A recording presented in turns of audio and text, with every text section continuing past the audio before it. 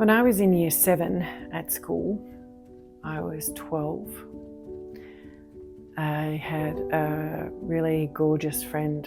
She had stayed down a year, so she was a year and a bit older than me.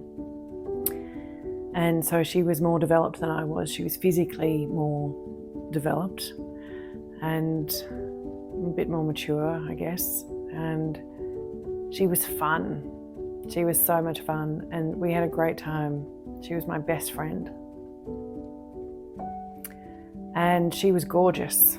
She was like a young Marilyn Monroe. And so she got a lot of attention.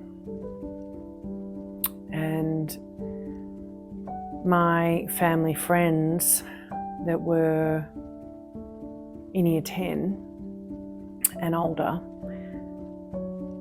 really liked her. And one in particular tried to, I guess, make her, like a girlfriend of sorts. But it was all in secret because he was much, much older. So it was very inappropriate for this type of relationship to go on. And I remember my friend being quite nervous about it, but quite giddy and very flattered by this person. And then one day, a family member of mine asked me to invite her over. My caregivers were working, and so I was under the care of other family members. And so I did. I invited her over, and we were told that we were going to go for a drive. And to get in the back of the van, we had a catering white van that was used for my caregiver's business.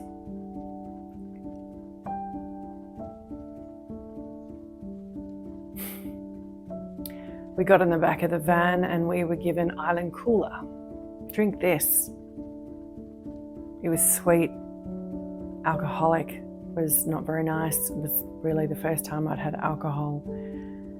But we were told to just drink it and to make sure we finished it. And by the time we arrived at this farm, we were made to drink 2 bottles in the back of this car, van thing. And we arrived at a house, and I was put into a room and locked, and my friend was taken.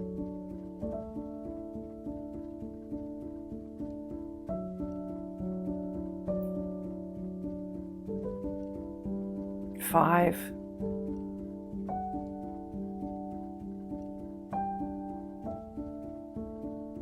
teenagers and my family member raped her.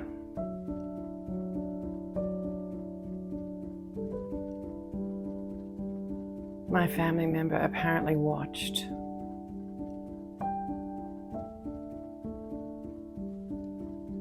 And I was put in this room while this was all happening in the next room.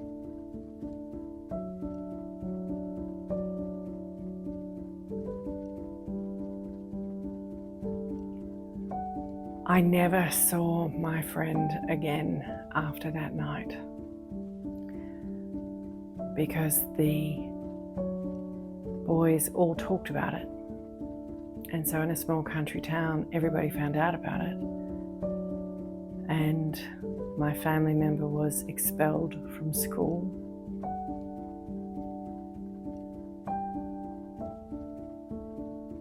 My friend never returned to school.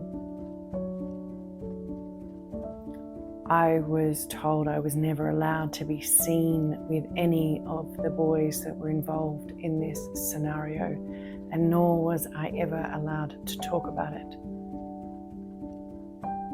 I was shamed and made to be complicit as if I was a girl that was loose, a slut. And I was shamed for that. It was insinuated that my friend was a slut. My friend was raped. Pack raped.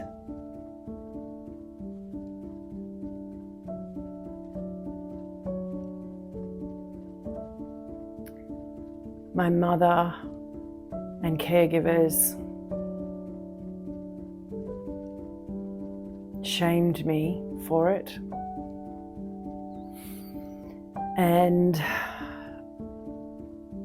I was sent to school in another town.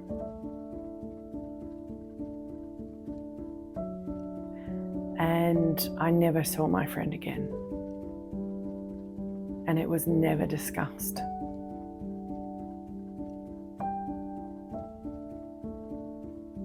It was conveniently put onto the blame and shame of my friend.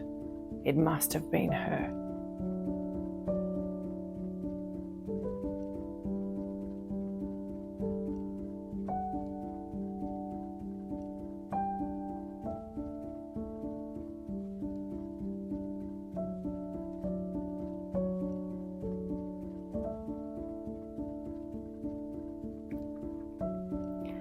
I became very sick afterwards. I went to school in a new town. I got glandular fever.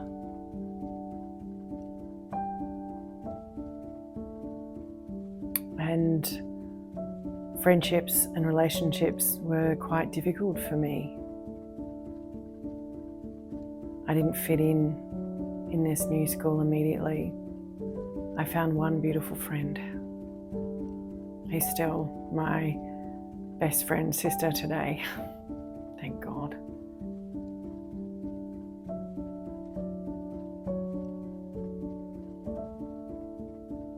But I didn't know how to trust people. I didn't know how to trust friends.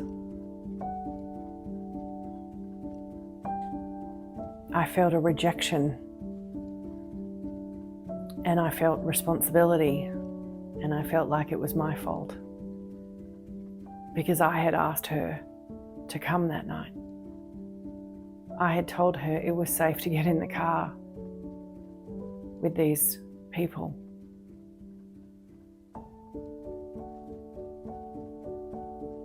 I felt responsible that it was my fault, and it wasn't. It wasn't my fault at all. I know that now as an adult.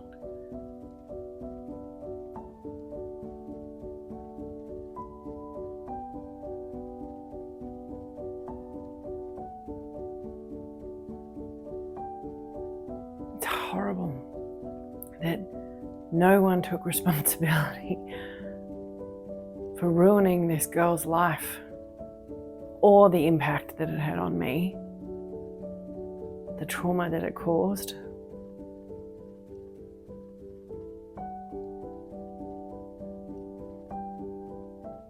I was never asked if I was okay.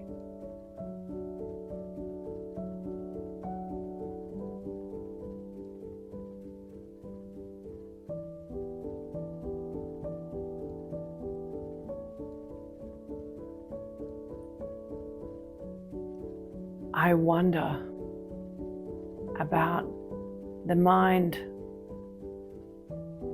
of the people involved, about how they thought this was okay.